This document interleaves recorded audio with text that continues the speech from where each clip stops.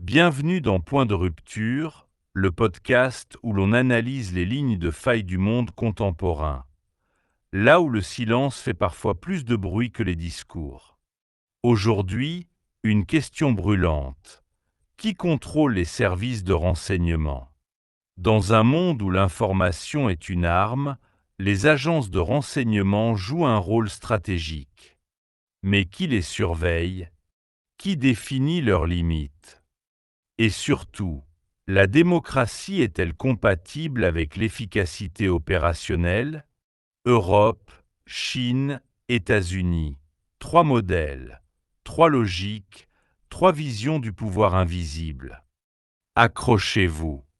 Ce que vous allez entendre pourrait bien remettre en question vos certitudes sur l'équilibre entre sécurité et liberté.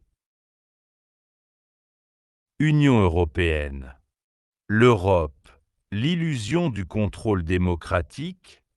On aime croire, en Europe, que tout pouvoir est équilibré par un contre-pouvoir, que les agences de renseignement sont tenues à distance par le droit, surveillées par les parlements, encadrées par l'éthique républicaine. Mais en réalité, tout est beaucoup plus flou.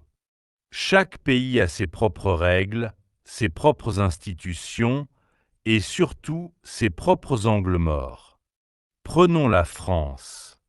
Le renseignement français, en particulier la DGSE, reste historiquement lié à l'exécutif. Elle dépend directement du président de la République. Et ses opérations sont fréquemment protégées par le secret défense, un mur juridique difficile à franchir, même pour les députés.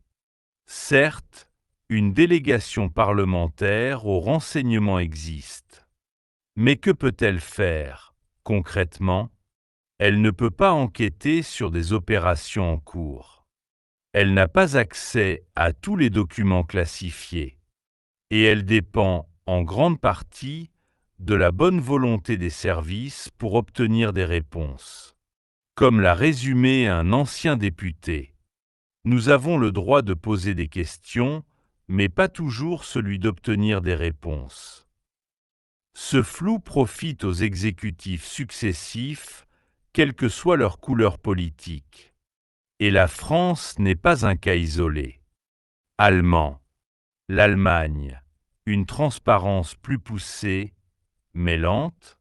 En Allemagne, le cadre paraît plus rigide. Le BND, Bundesnachrichtendienst, l'agence de renseignement extérieur, est soumis à un contrôle parlementaire structuré. Le PKGR, Comité de contrôle permanent, peut convoquer les responsables, examiner les budgets, poser des questions sur les opérations.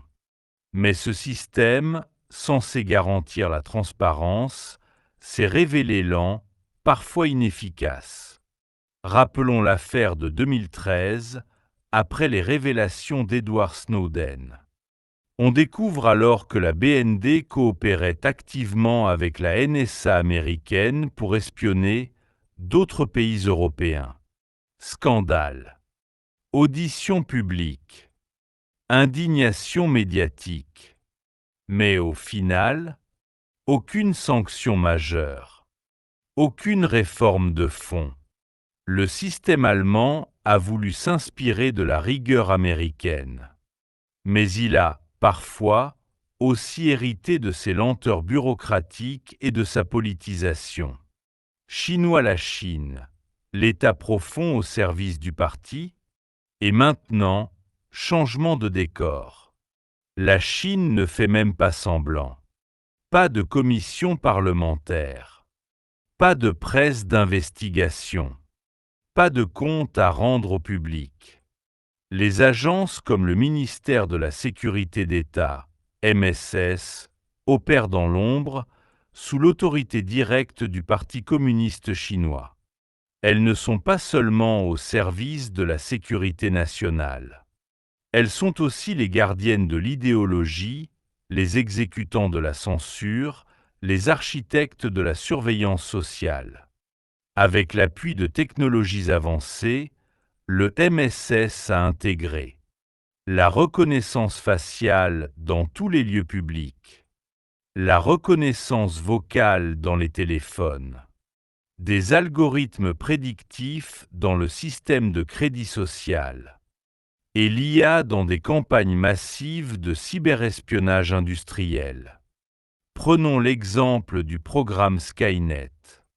Dès 2020, il utilisait plus de 600 millions de caméras reliées à des IA pour identifier et traquer dissidents, ouïghours, journalistes et étrangers.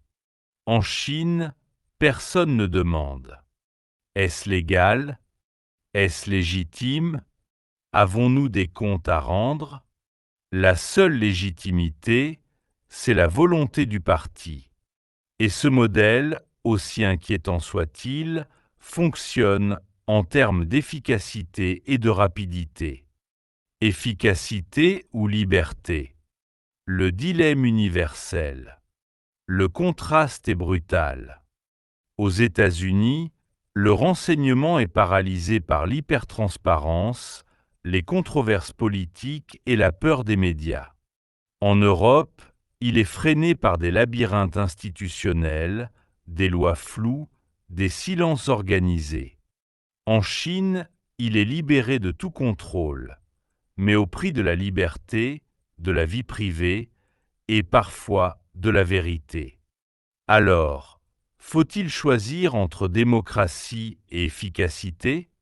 Est-il possible de concilier sécurité et responsabilité? Certains analystes évoquent le modèle israélien comme un compromis crédible. Les agences comme le Mossad ou le Shin Bet sont connues pour leur efficacité. Mais elles sont soumises à une culture de responsabilité discrète via des commissions restreintes, des rapports confidentiels, un exécutif fort, mais obligé de rendre des comptes. Pas de cirque médiatique, pas d'opacité absolue, pas de confusion administrative. Un juste milieu. Qui surveille les surveillants? Au fond, la question reste la même, partout sur Terre. Comment garder le renseignement sous contrôle, sans lui couper les ailes? Car un pouvoir sans surveillance devient une menace. Mais une surveillance excessive peut paralyser ceux qui nous protègent. La réponse ne viendra pas des caméras du Congrès, ni des caves du MSS, ni des débats sans fin dans les couloirs bruxellois. Elle viendra peut-être d'un nouvel esprit d'État, capable de conjuguer efficacité opérationnelle et intégrité démocratique. Un État qui comprend que la sécurité ne doit jamais être un prétexte à l'impunité, mais que la transparence totale, elle aussi, peut devenir une faille stratégique. Vous venez d'écouter Point de rupture. Si cet épisode vous a fait réfléchir, abonnez-vous dès maintenant, cliquez sur j'aime et activez la cloche pour rester informé. Votre soutien nous permet de continuer à creuser les angles morts du monde moderne. On se retrouve très bientôt pour un nouveau point de rupture.